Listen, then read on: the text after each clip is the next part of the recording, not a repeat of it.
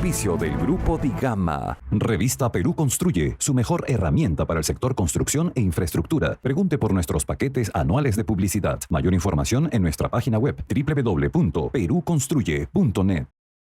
Bienvenidos a Perú Construye, ahora para hablar de lo que es construcción e infraestructura. César, ¿cómo estás? Qué gusto, Jorge. El gobierno declaró en emergencia el sector turismo, un tema que nos preocupa muchísimo a todos. Vamos a ver cómo se manejan estas cosas y qué mejor tener al presidente de la Cámara Nacional de Turismo, al señor Carlos Canales, para hablar de este tema. Carlos, bienvenido a Perú Construye. Gracias, Jorge, César, por la invitación. Carlos, bajo el contexto que se da de la declaratoria de emergencia del sector turismo, ¿cuáles deberían ser las acciones a tomar, las acciones que debe tomar el gobierno de manera inmediata? Sabemos que has estado trabajando con el gobierno como Canatur. ¿Qué es lo que se debe hacer inmediatamente? Cuéntanos un poco de qué se trata esta declaratoria de emergencia. Hay mucha gente que no cree mucho en estas declaratorias porque cree que se declaran y nada más y ahí queda en emergencia. ¿Qué es lo que se está haciendo? ¿Cuáles son los fondos? ¿Cuáles son los pasos a seguir para ayudar al turismo en esta emergencia? Hace 4 meses la Cámara Nacional de Turismo organizó con el MINCETUR un congreso nacional en el cual llegamos a determinadas conclusiones. No hay forma que se reactive la actividad turística en el corto plazo si es que no hay medidas estructurales. Y la declaración de emergencia era el primer paso para poder establecer un plan de acción con medidas tributarias, laborales, financieras, que nos permitan una reactivación inmediata. Esta ley, esta norma que declara el turismo en emergencia, implica que en los próximos 10 días, el 3 de mayo, se vence el plazo para que el MINCETUR emita una resolución ministerial con las actividades que van a ser realizadas, que tienen 5 ámbitos. Uno de ellos es el tema de rescate financiero del sector. Tenemos a portas la ejecución de los créditos de Reactiva. Y el 70-80% de las empresas de turismo no van a poder honrar las deudas e iniciar los pagos porque carecen de flujos. Consecuentemente, requerimos de una ampliación del plazo de gracia por 24 meses, que es donde realmente se va a reactivar el turismo de acá a 2 años, y podamos comenzar recién a pagar un dinero que fue utilizado en sus inicios para poder tratar de mantener y sostener a los trabajadores. Carlos, definitivamente el impacto más fuerte que recibe el sector turismo es como consecuencia de la pandemia, y la situación crítica empieza con ella y las respuestas que había que dar. Pero ahora sumamos inestabilidad política, inestabilidad social, inestabilidad económica. Tú hablas de inversiones, pero estamos viendo cómo perdemos grados de inversión por la clasificadora de riesgo internacional. Entonces, ¿cuál es la propuesta de Canatur ya en un ámbito más grande de análisis, que no es solamente los efectos de la pandemia, sino todos los elementos que he mencionado?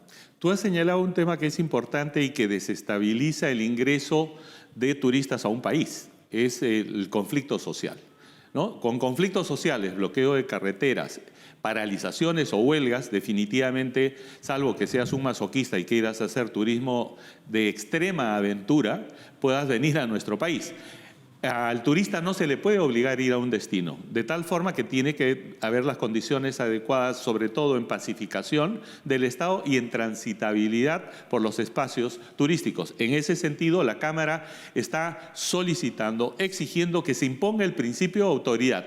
No pueden haber bloqueos, no pueden haber paralizaciones en las vías públicas ni atentados a la propiedad pública y privada. Y eso tiene que ser sancionado definitivamente en forma drástica por el sistema judicial, que hoy día es tibio, que no hay una sola persona en la cárcel por bloquear las carreteras, por violentar el Estado de Derecho y por dañar la empresa, los bienes de la empresa pública o privada. Y por otro lado, requerimos un cambio en la promoción. La promoción tiene que generar confianza en el destino desde el punto de vista biosanitario. Eso significa que nuestras oficinas comerciales en el extranjero, que nuestras embajadas deben transmitir que en el Perú el 85% de la población está vacunada, que tenemos protocolos sanitarios muy importantes, que respetamos los protocolos en los diversos actores del sector y que puedes venir seguro y confiable a disfrutar disfrutar de las maravillas de nuestro país. Ahora, Carlos, entrando un poco a nuestro tema en este programa Perú Construye, construcción e infraestructura.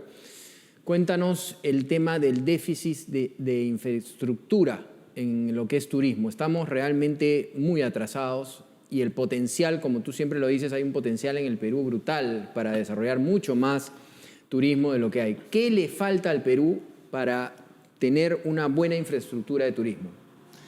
Bueno, definitivamente la modernización de nuestros aeropuertos, los desarrollos del plan aeroportuario para que tengamos accesos por diversos destinos, no solamente Cusco, Lima o Arequipa, sino aeropuertos de Piura, aeropuertos de Iquitos, que puedan estar conectados con cualquier parte del mundo. Eso significa una inversión y los planes maestros de desarrollo que los concesionarios han aportado al MTC y a la Sutran no están siendo aprobados, tienen mucha demora. Por otro lado, las carreteras. Tenemos que buscar cómo mejorar las vías de acceso con toda seguridad, las vías de penetración hacia la selva, las vías de penetración hacia la selva, el tren de la costa, por ejemplo, que es un proyecto tremendamente importante para poder facilitar el turismo hacia nuestras fronteras del sur y del norte. Y por otro lado, el tema de los puertos, que tenemos que acondicionar puertos en forma adecuada. Si yo tengo cruceros, llegaban prepandemia 94 cruceros al Perú y todos llegaban al Callao. Y el Callao no es un puerto de pasajeros, es un puerto de contenedores.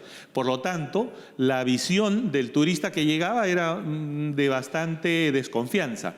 Tenemos que buscar cómo desarrollar esas infraestructuras en los diversos niveles, modernizando. Lamentablemente, los últimos 4 años no han habido proyectos de inversión pública ni privada en el tema de conectividad, ya sea vial, fluvial o terrestre. Finalmente, Carlos, el derrumbe de una importante muralla, la fortaleza de Cuélap en Chachapoyas, nos ha demostrado, cuando se mira cuánto es la asignación presupuestal que tiene el sector cultura y la reparación de estos importantes bienes arqueológicos, es menos del 1%.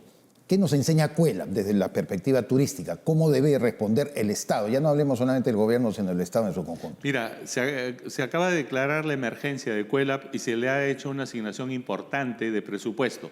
Pero el tema no va por tanto el dinero, sino por las barreras administrativas a la hora de ejecutar la recuperación de Cuélap. Yo desde que recuerdo, son 20 años que Cuélap no ha tenido un mantenimiento adecuado. En marzo se declaró la emergencia porque no se podía drenar por el concepto de las lluvias.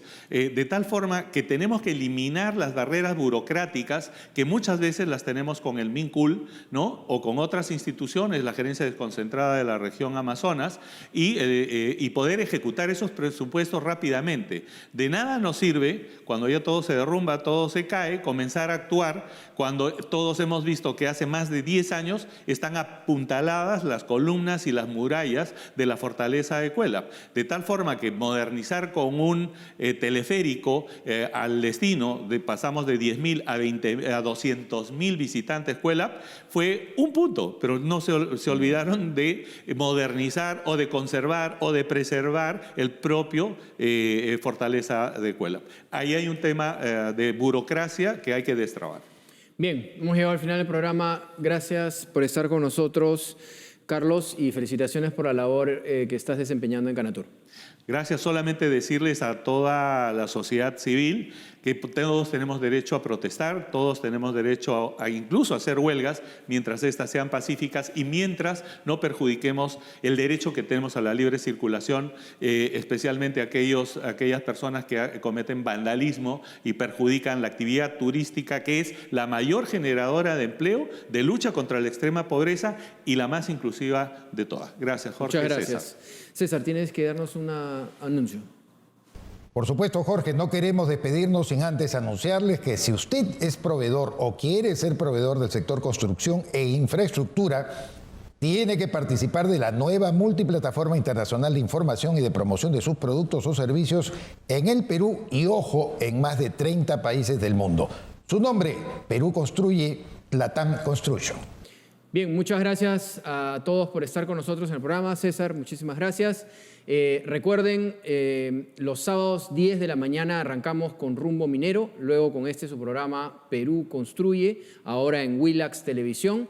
Estamos recargados y con muchas ganas de apoyar al país, como siempre, de manera proactiva, con estos programas de dos sectores tan importantes para la economía del país. Y la idea es siempre proponer. Así que muchas gracias, los esperamos el próximo sábado aquí por Willax Televisión.